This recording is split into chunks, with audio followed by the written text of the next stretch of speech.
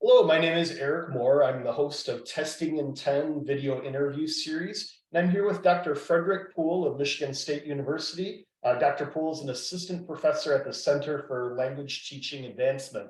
Welcome, Dr. Poole. Thank you. Happy to be here today. Oh, thanks. Great to have you. I also want to mention this interview is sponsored by Dr. Christine Ǩoum, Associate Professor of General Studies at the Dubai Men's College in the United Arab Emirates. Dr. Ǩoum is author of many texts in the area of TESOL, especially testing and assessment. And her most recent publications are the Handbook of Multilingualism in TESOL and Practice, and Global Perspectives in Higher Education from Crisis to Opportunity.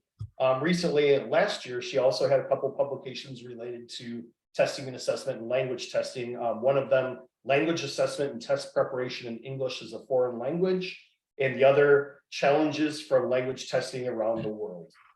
Okay, well, thank you. Let's get into some questions here. Thank you for your time again. And I want to ask you, you teach a class at Michigan State University, which covers various language assessment topics, including assessment literacy. Do you find most language educators to be assessment literate? When they first come into our class, I would say no, but I don't necessarily find that surprising either. Largely because with our population of students, it's pretty rare to find students who go to the undergrad knowing that they want to be a language teacher. We typically find that students get there, they start studying a language, they fall in love with it, and then they want to find ways of continuing to do that. And so they go into teaching the languages, and oftentimes they go into teaching with maybe one or two methods courses, and it's rarely anything on assessments. And then when they are teaching, the professional development that they're receiving tends to be things that are more methods based, and rarely do they get anything on assessments. And so when they come into our classes, we often hear things of like, I have typically been developing assessments based on how I was assessed, and that makes a lot of sense, right? And they come to our class and they're like, wow, I didn't know that there was so much that goes into building these assessments. And in some ways, it's a bit overwhelming for them. But yeah, it's I guess the short answer is that no, I would find that they're usually not when they come to us. But again, not terribly surprising either. Sure, definitely. I always felt like this is an area where people, maybe their own testing experiences in any type of test, whether it's the GRE or a math test in 10th grade, it's sort of a negative remembrance perhaps, and so they're not interested in submitting other people to the same sort of things. So that's interesting. Next question, what do you think language learners who are going to be assessed want their teachers, professors, instructors to know about them? I first want to say I really like this question, and I want to acknowledge that I'm definitely not going to be able to speak for everybody, obviously, or most people, but from my own experiences and from the students that I have worked with, I think, honestly, the biggest thing that I think most students want us to know is that, that these assessments aren't going to capture everything that they know about a language, no matter how good or bad the assessment. I mean, obviously if it's bad, but no matter how good it is or how much we've validated it, it's still just a one snapshot of them. And that's generally why we see a lot of anxiety in our students who come into it, because they have this fear that, that this one time is going to be the time that they didn't live up to their expectations, right? And so, and I've seen it in a number of cases as well. When I was teaching abroad in China, I'd have students who would go in and, they'd take an IELTS and they'd get a 5.5, and 2 weeks later they'd get a 7. And they didn't grow, that much in 2 weeks, but it could have been they were too nervous, or they had a bad day, or there could have been any number of things. But I think the biggest thing that comes back to is that, they want us to know that they are more than just that one day of assessments. And I think that that's somewhat reflected in some of my research that we might talk about here a little bit later, that perspective. Oh, fantastic. That's great. Yeah, I've thought another area that's ripe for a lot of research is there's testing anxiety and language learning anxiety, but the combination of both, I think, factors in very strongly for a lot of learners. I had one student years ago who took the TOEFL ITP about 20 times before finally getting a score that was actually worthy of her level. But yeah, exactly. So changing the topic a little bit, as part of your doctoral dissertation, you created an educational game for dual language learners.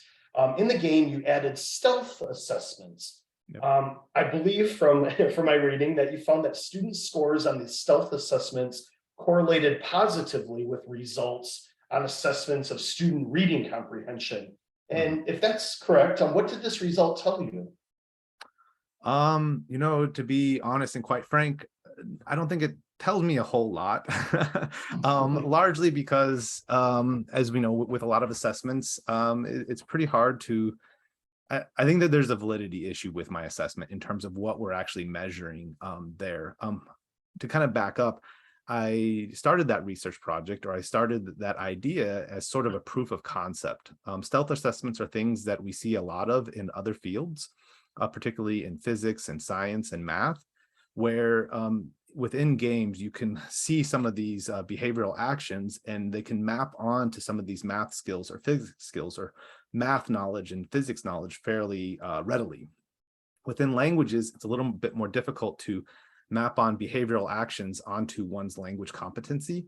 And this is something that I was trying to do specifically with reading. And so I was taking things like the amount of time that they would spend reading a text, whether or not they looked up a vocabulary word, whether or not it was a new text or an old text, whether or not they knew the words as compared to like another assessment that I ran. And combining all these together, I was trying to make certain inferences about whether or not they were likely to understand this text. And so it's very possible that my measurements were actually measuring maybe engagement with reading, which is likely to be correlated with comprehension. But what I was trying to establish is, again, a proof of concept that within a game and within all of, within a game, we have students who are engaging with these texts. And this engagement could potentially be used as a proxy for understanding their reading comprehension abilities. And this kind of goes back to what I was talking about with what students want us to know, is that if we can take an approach like this, and if we can validate it, and we can find more reliable measures through stealth assessments, we're able to collect data from students over a longer period of time, so that it's not just one snapshot. It's collecting their performance, over a whole semester, and being able to watch growth, in periods of a month rather than, a 2-hour test at school, so to speak. That sounds like a perfect fit for language learning, where you're always hoping to progress, and it's sort of a lifelong task, or could be a lifelong task. That's fascinating. That sounds great. Wonderful.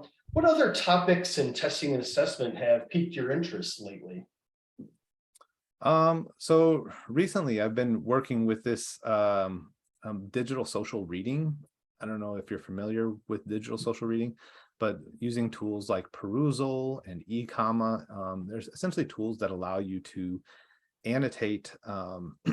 They allow you to annotate a text with a group of people online simultaneously. And so that anything that you are annotating or that you're highlighting, all of your classmates could see. Likewise, anything that your teacher highlights or annotates, all of the students could see. And I've been using these tools through a series of research quite a bit in the last 5 or 6 years, but now I've turned my interest to looking at how we might leverage these tools for assessments as well. So what kind of tasks could teachers design for their students to complete with these annotation tools, so that it would elicit information about their ability to comprehend these texts within these digital social reading environments? So in some ways, similar to my project with stealth assessments and games, but applying that idea to digital social reading, where it might be a bit easier to make these inferences about their knowledge, because they are responding to tasks that we assign them within this actual text. Oh, that sounds fascinating. That sounds very interesting. I know a lot of teachers, educators, instructors, that would love to be able to use this more. I'm sometimes lacking in technology aspects, so I'll have to call you up next time I need some more information. That sounds fascinating. And yeah, I love the ideas of like you said, kind of, assessing throughout the course rather than that one quick snapshot, as you mentioned. And this sounds fascinating too. Wonderful.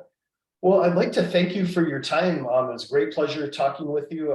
Very, very interesting topics. And thank you, Dr. Poole. And also wanted to thank Dr. Christine 𝗙𝗢𝗟 for sponsoring the interview. And have a great holiday season to you, Dr. Poole, and everyone else out there. Thank you so much. Thank you. And it's a pleasure being here. Thank you.